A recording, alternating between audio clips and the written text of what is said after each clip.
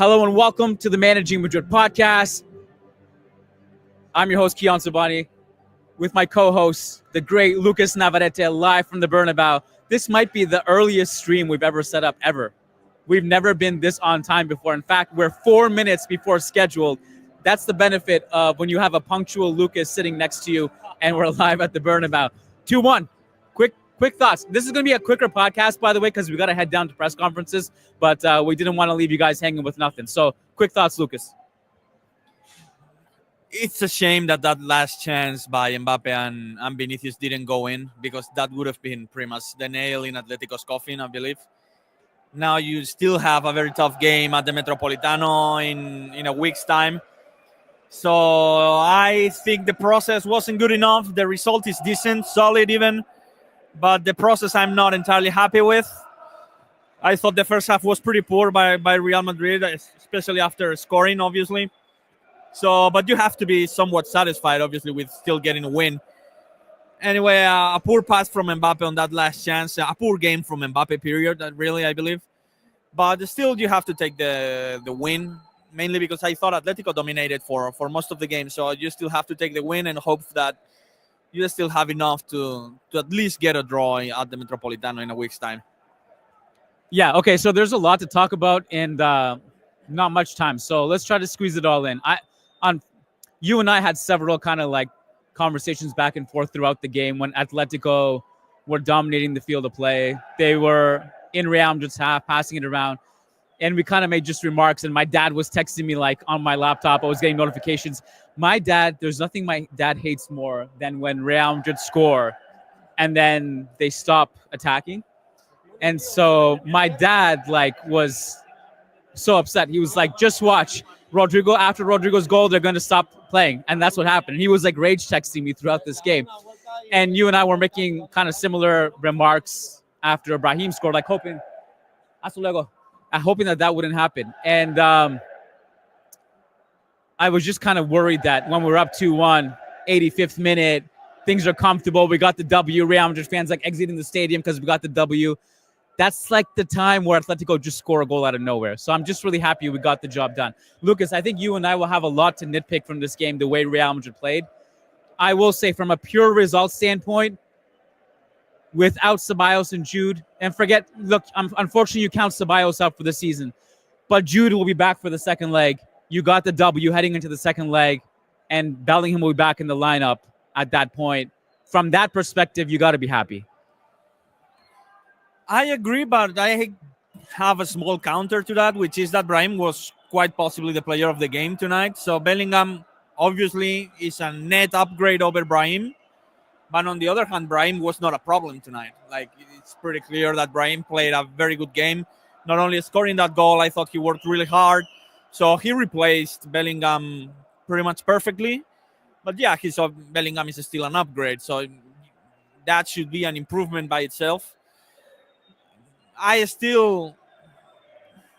don't know what Ancelotti will do with Camavinga. I thought he wasn't the solution tonight to Real Madrid's issues in the midfield. So maybe Ancelotti will go with Modric to start that return leg. I'm curious to see what he'll do. But you take the win, obviously. I mean, there's no reason to be like really disappointed or down on ourselves after the game. You won the first leg. Atletico need to beat you at the Metropolitano.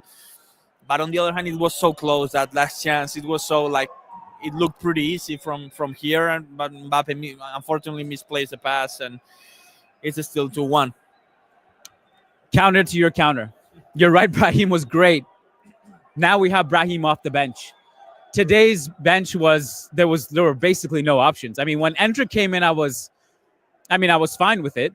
I was just thinking about it though. Like, Endrick comes in for Brahim. It's actually a pretty, when you're up 2-1 at home in the Champions League, it's kind of one of Ancelotti's ballsier subs to take off Brahim and put on an even more attacking player in Endrick. Right. But I mean, like, I was also thinking, like, you look at the bench, who else would you bring on? There was no one left. Alaba and Arda Güler. So we'll have a strengthened bench or a deeper bench against Atletico. You also mentioning Modric starting at the Metropolitano. Look, it was 7 years ago, I think, I just had flashbulb memories of probably one of my favorite and greatest Modric performances ever was against Atletico in the last game at the Calderon in the Champions League.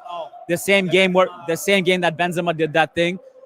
That Modric performance was like all-timer, hostile environment, crazy atmosphere, and like the guy was playing with like ice in his veins. It was insane. Hopefully we get a throwback to that. We kind of did tonight. The Brahim goal was we kind of did tonight because I thought the Brahim goal was kind of similar to the Benzema trick. Obviously, Benzema didn't score back then. It was Isco. But the skill inside the box was kind of reminded me a little bit of what Benzema did against Atletico de Madrid. But yeah, about Modric, we'll see. Obviously, that was peak Modric. I think that was pretty close to his Ballon d'Or campaign.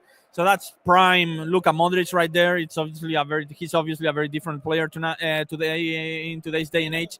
So we'll have to wait and see. I'm not even sure that I would go with that particular substitution or change for the return leg, but we'll see what Ancelotti decides to do. I think that this weekend's game will give us a hint towards for the return leg. We have, if you guys want to get a quick glimpse, the stadium is empty apart from the Atletico away fans because they are asked to stay longer. So for security purposes, so if you want to get a quick panorama of that.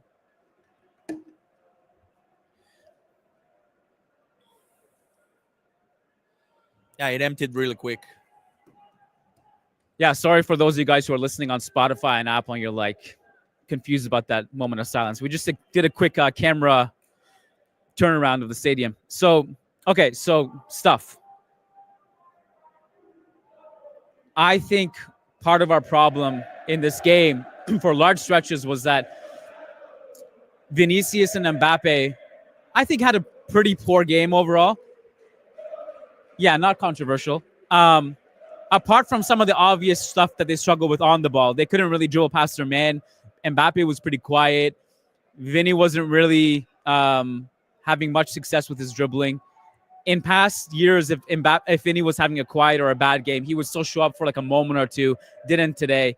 Almost did at the end, but the Mbappe pass was intercepted. But defensively, I thought it was really easy for Atletico to just play that pass and split them because we weren't pressing. I mean, you made a few comments just under your breath throughout the game. You're like, what is this press? Atletico center backs could just look up and play that pass easily, whether it was to Barrios, to DePaul, to Grizzy. And after that, they were able to just get to their spots. And I think that was a problem. The other problem I would say, unfortunately, and I don't like to single players out, but I think Camavinga was pretty poor tonight. I feel like we're back to square one with him. Like a lot of the stuff we were saying like in year one, year two with him are still relevant. Like he takes players on in the wrong position when he should just be playing a simple pass. He ignores vertical outlets and plays sideways passes in those situations. He takes defensive gambles. I understand where you don't want to blame him for the DePaul goal, or sorry, the Alvarez goal, because it was a great strike, and maybe Camavinga gets unlucky. But I think he also, that's the thing. He took the defensive gamble to try to win the ball, whereas the correct decision would have been to just stay in front of him and not let him cut in at all and not take that defensive gamble. So I think those were maybe like if you were to pinpoint some of the stuff that was going wrong, Vinny and Mbappe struggled offensively and in transition. We couldn't take advantage of them. They were not pressing well. And then you had the whole Camavinga thing making mistakes. And it wasn't just the goal. We conceded a couple dangerous transition attacks. And maybe this is also on the back of a period of Camavinga, which kind of starts in the Clásico and Super Cup against Barca, and then kind of lingers continually with these performances up until now. It was going to be a big season for him after Kroos' departure, and it hasn't gone really the right way or the way we expected. He hasn't established himself as an undisputed starter for this team. In fact, Ceballos actually he established himself as such. And it's disappointing. I don't know. I keep having second thoughts on whether or not maybe this is actually his position, or maybe he would be better suited to play the Bellingham / Brahim role as a central midfielder instead of as a pivot, right? I still don't know. I still don't know what to make of Camavinga in today's team. So it's definitely tough because on the other hand, I also have second thoughts about the fact that maybe without him, the team would be flat offensively. He's the only one, as we mentioned pregame, he's the only one out of the midfielders with the ability to progress the ball and to distribute the ball from the back against Atletico's pressure. I'm not entirely comfortable with Tchouaméni in that particular role, and with him having to do such things. So you take the good with the bad, I guess, with Camavinga. On the other hand, the team will be pretty flat offensively, in my opinion. He was taking on the Ceballos role tonight. Like everything offensively, or at least in the midfield, was going through his boots. Offensively, it was more Rodrygo, obviously. But in terms of the midfield and the distribution of the ball, it was just everything going through him. And he's not as brilliant as Ceballos in that regard and in that profile, but he's definitely better than Tchouaméni in that particular sense as well. And Modric starting in such a physical and intense game as the Metropolitano, I'm not entirely sure. So I have second thoughts. It's going to be a tough decision for Ancelotti. For what it's worth, I thought Tchouaméni was fine tonight. I mean, I think he read the game well. He had some nice interceptions. We're gonna take a super chat and then just get back to some other points. Alberto Bitar says, "Who do you think Jude replaces in the 11 or in the return leg? Brahim or Camavinga? Any chance Modric starts?"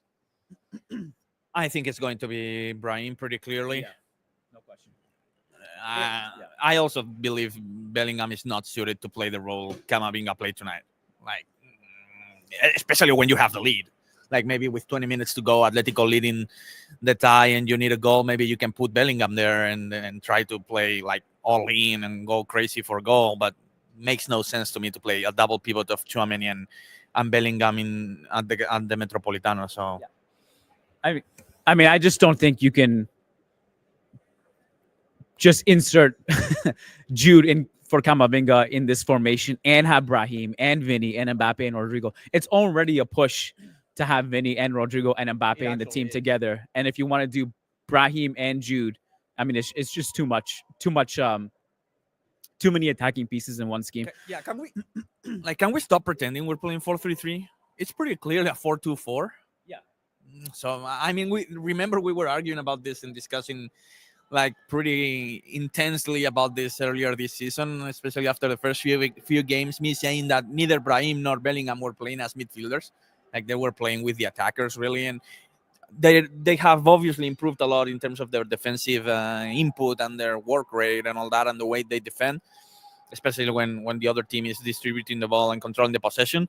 But in terms of pressing and distributing the ball from the midfield, it's pretty clearly a 4-2-4. It's just neither Brahim nor Bellingham do a lot distributing the ball from the back. Bellingham does a little bit more than Brahim, but it's still down to the two midfielders to distribute the ball from the back.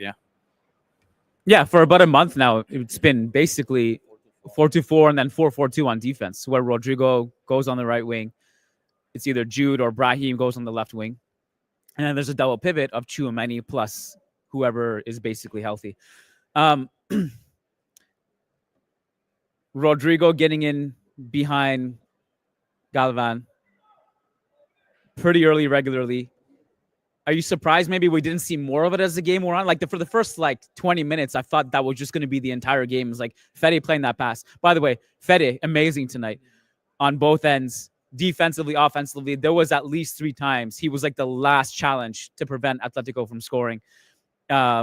Masterful pass to Rodrygo to set up the scoring tonight was great. I cannot overstate my joy in seeing him on the field instead of Lucas Vazquez, who came on and look, at that point, you kind of ask yeah, why is he even coming in? Well, I'm pretty sure that was probably a predetermined sub of Fede is on 100%. We cannot play the full 90. Vasquez is going to come in at some point. Yeah, I agree. Valverde was phenomenal. And I think the Rodrygo thing was more down to an adjustment by Simeone. Simeone is no fool. Saw that Rodrygo was cooking Galan all night long and basically sent some help Galan's way to kind of stop Rodrygo more efficiently. So I think that's what happened ultimately. Rodrygo still obviously deserves a lot of credit. I think offensively he was Real Madrid's best player alongside Brahim. I don't actually know who won the player of the game award this UEFA distributes. Probably it was Brahim because of his goal was Well, I was going to say that his goal was better than Rodrygo. It's both great. it's arguable. All So 3 goals were bangers tonight. so yeah, but in any case, I think Rodrygo was phenomenal. Even though obviously Simeone sent some help Galan's way, and he was kind of checked a little bit more efficiently after the first 20 or 25 minutes. Timmy B super chat says we lack coaching, individual brilliance saved us.